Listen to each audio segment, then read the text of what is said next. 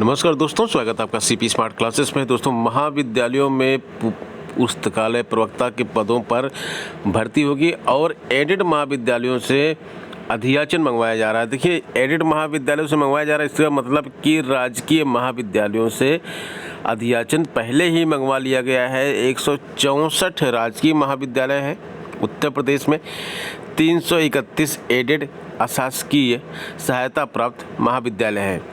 Added महाविद्यालयों में से 21 अल्पसंख्यक श्रेणी के हैं। इनमें से अधिकतर में पुस्तकालय अध्यक्ष के पद खाली हैं।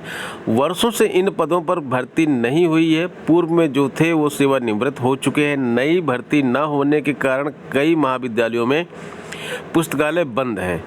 पहले यह पद पुस्तकालय अध्यक्ष के नाम से था, जिसे अब बदलकर पुस्तकालय प्रवक्ता कर दिया गया है। अब यह पद महाविद्यालय में तैनात प्रवक्ता के समकक्ष होगा। इन पदों पर भरने के लिए उच्च शिक्षा निदेशालय ने राजकीय महाविद्यालयों से विवरण जुटा लिया है और 110 पद वहां पर खाली हैं। 164 राजकीय महाविद्यालयों में 110 पद का अधियाचन मिल गया है। 331 में अभी अधियाचन नहीं मिला है। यहाँ पर जो है कुछ लेट हो रहा है, क्योंकि कई विद्यालयों में जो है प्राचार्य नहीं थे और अब प्राचार्यों की नियुक्ति हो गई है, तो अब फिर से उनसे इन्फॉर्मेशन मांगी जा रही है।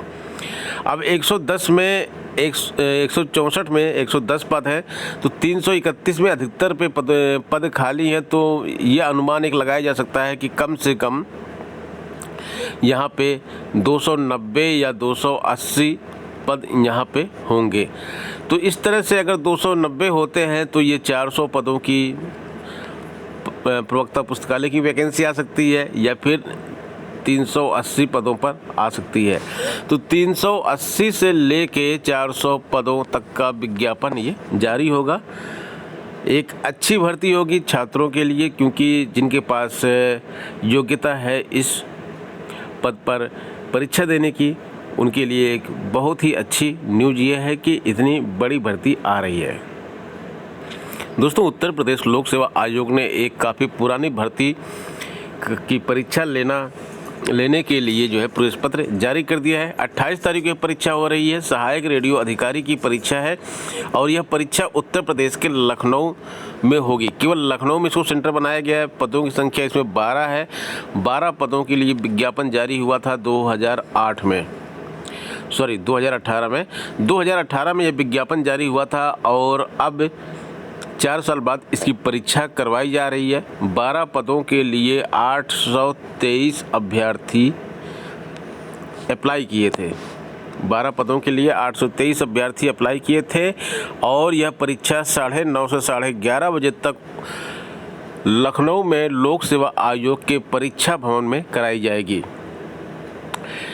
यह परीक्षा 300 अंकों की होगी और 2.5 अंकों का एक प्रश्न होगा। 120 प्रश्न इसमें पूछे जाएंगे। इलेक्ट्रॉनिक्स एवं टेलीकम्युनिकेशन, इलेक्ट्रिकल और एसएससी, मतलब इन विषयों के छात्रों ने इसमें अप्लाई किया है, तो इन विषयों से 80 प्रश्न पूछेगा और सामान्य अध्ययन के 40 प्रश्न पूछे जाएंगे।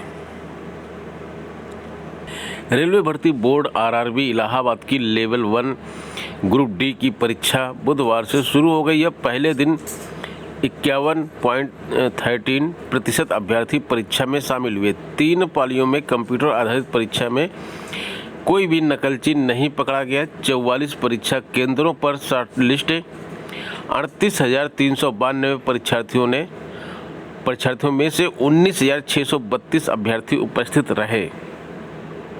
आरआरबी इलाहाबाद में ही लेवल 1 के 3,740 पद खाली हैं और 7.5 लाख अभ्यर्थियों ने इसके सापेक्ष आवेदन किया है। इस बार सीबीटी में नेगेटिव अंक का भी प्राविधान लागू है। आरआरबी इलाहाबाद के चेयरमैन आर जमाली ने बताया कि परीक्षा शांतिपूर्वक संपन्न हुई। दोस्तों, गेल इंडिया लिमिटेड में 299 पद खाली हैं। जूनियर इंजीनियर के फोरमैन के पद हैं ये, और इसमें 18 साल न्यूनतम और अधिकतम आयु जो है 26, 28, 31, 33, 45 वर्ष है। मतलब अलग अलग पद के अनुसार किसी पद में 26, किसी में 28, किसी में 31, किसी में 33, किसी में 45 आयु रखी गई है। और जो क्वालिफिकेशन चाहिए इसमें ग्रेजुएशन चाहिए कुछ पोस्ट के लिए, कुछ में पोस्ट ग्रेजुएशन चाहिए, कुछ में इंजीनियरिंग में डिप्लोमा एवं अन्य निर्धारित पात्रताएं व संबंधित क्षेत्र में कार्य करने का अनुभव होना चाहिए। चयन का तरीका क्या है इसमें? जो अभ्यर्थी यहाँ पे शॉर्टलिस्ट किए जाएंगे उनको चयन प्रक्रिया में शामिल किया जाएगा। चयन के लिए लिखित परीक्षा, trade test, skill test, computer proficiency test, physical insurance test का आयोजन किया जाएगा। तो यानी कि लिखित परीक्षा एक तो होगी और एक भी आपका कोई और टेस्ट होगा जिससे आपको जो है यहाँ पे सिलेक्शन लिया जाएगा। आवेदन की अंतिम तिथि 15 सितंबर 2022 है और आवेदन शुल्क 50 रुपये है, तो आप इसमें आवेदन कर सकते हैं। दोस्तों ये हो गई आज की प्रमुख खबरें। मिलते हैं नेक्स्ट वीडियो में कुछ नई अपडेट के साथ। धन्यवाद।